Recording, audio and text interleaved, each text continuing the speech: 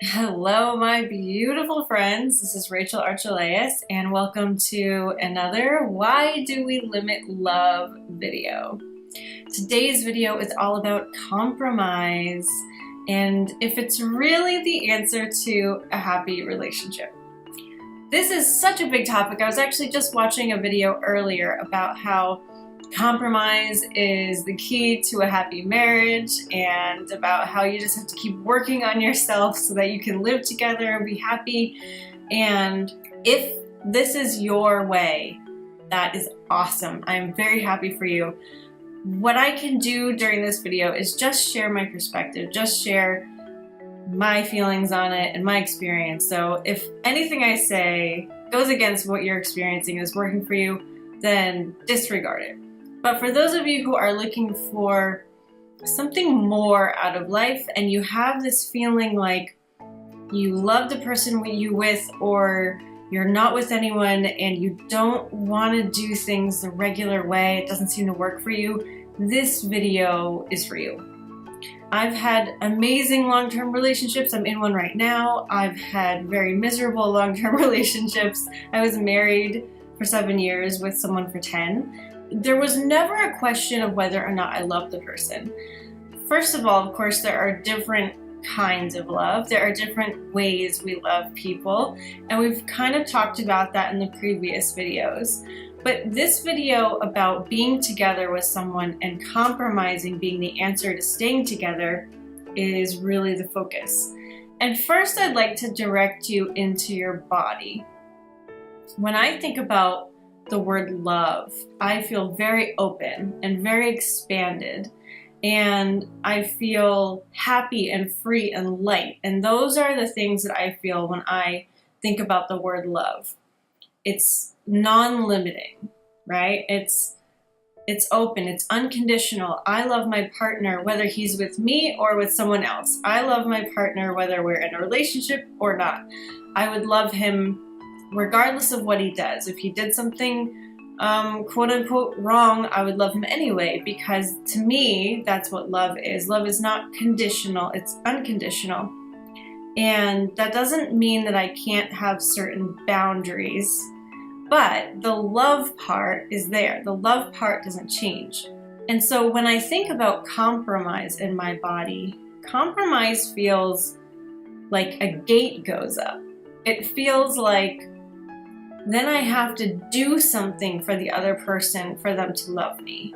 It feels conditional, and compromise also feels like I'm trying to fit this big, beautiful being into a little box. And I'm not saying that all compromise is bad, but that's just how I feel about it in my body, without censorship, without judgment. And if you were to take a moment to feel how compromise feels to you, it would answer a lot of big questions.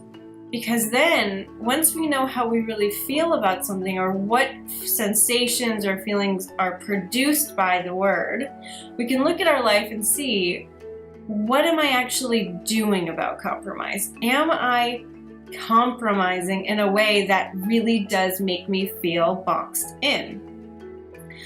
Can I challenge the assumptions that make me compromise and really show myself that it's not all that necessary?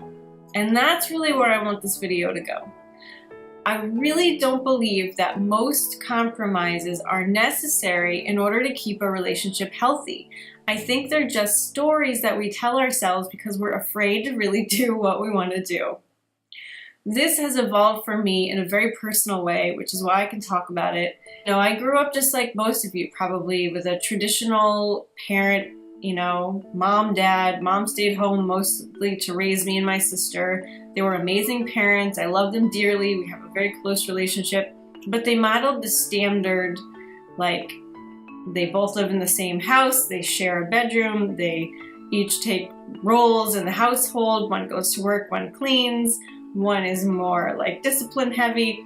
I got that growing up. And even after they divorced, they still acted like parents and, had similar kind of relationships when they went out with people.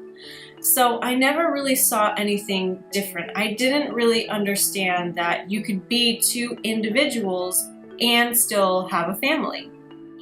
Until I was like in my early 20s and I was realizing that I really did want to travel a lot. And it didn't matter to me if my partner wanted to come because I love being alone and I love traveling alone. And I really got a sense for that when I went to Ireland by myself, which was the biggest solo trip I ever did. I met up with my sister there, but I had to get my ticket alone. I had to fly overseas alone, and it seemed very daunting, but it was very exciting and I loved it.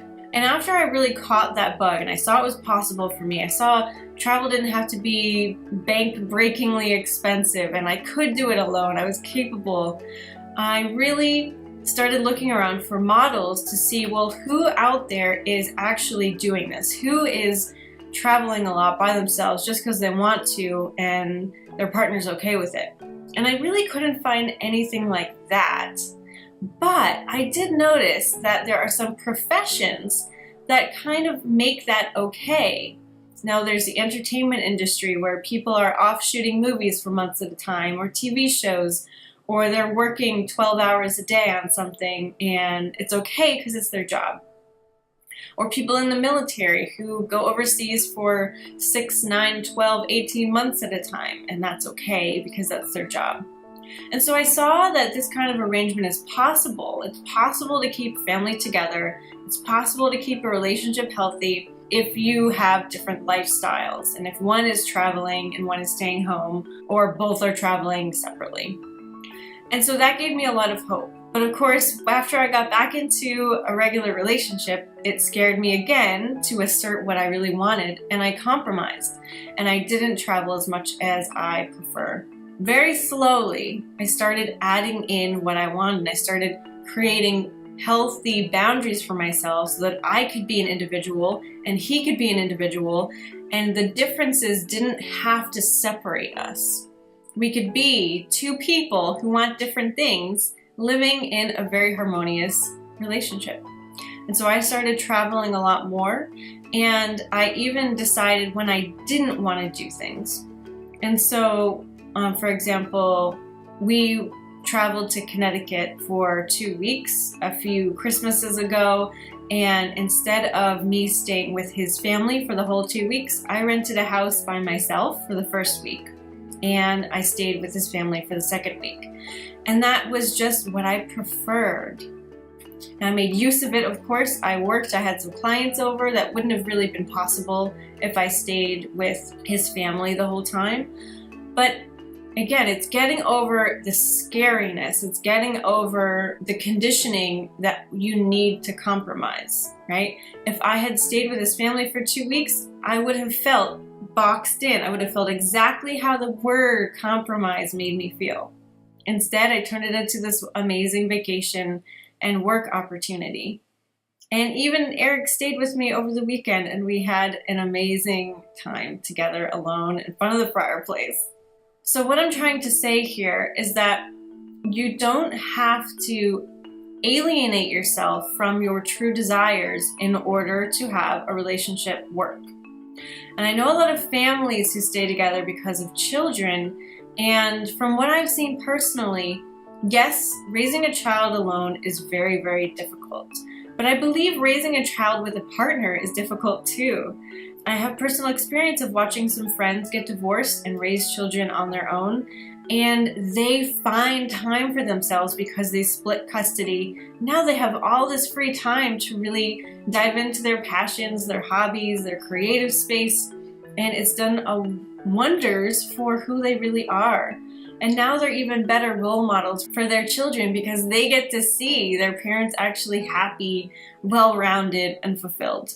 So challenging the assumption that compromise is what makes a relationship can at least open your mind to the idea that you can have what you want and be in a relationship.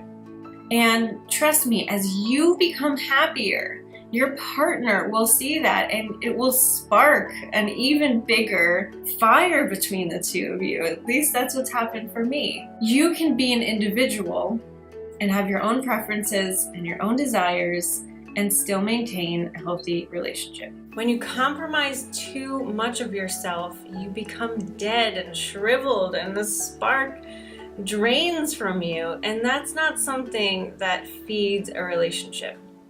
So just take a look and see what it is that you are putting up with, that you're tolerating, that you're giving into, and see if any of it feels heavy. If it does, there is definitely a way for you to even gradually increase the amount of you that is present in your relationship, and trust me, your partner will appreciate it. And if he or she doesn't, well, then are they really in love with you? Or are they in love with the shell of you or the construct that you've created together? I know that's a really hard question, but it's really worth investigating. So I wish you luck in that, and I will talk to you very soon. All my love. Bye-bye. Thank you so much for watching. If you're new to intuitive art and you've never done it with me, go to intuitiveartacademy.com for your free class. You'll learn how to have a conversation with your higher self in 3 easy steps. That's intuitiveartacademy.com. And if you're already a pro or you've done the free class and you want to learn more about creating abundance from your purpose, go to workyourpurpose.com and you'll watch a free video series all about what it takes to create a purposeful income from doing what you love. All right, enjoy, and I will see you later. Bye-bye.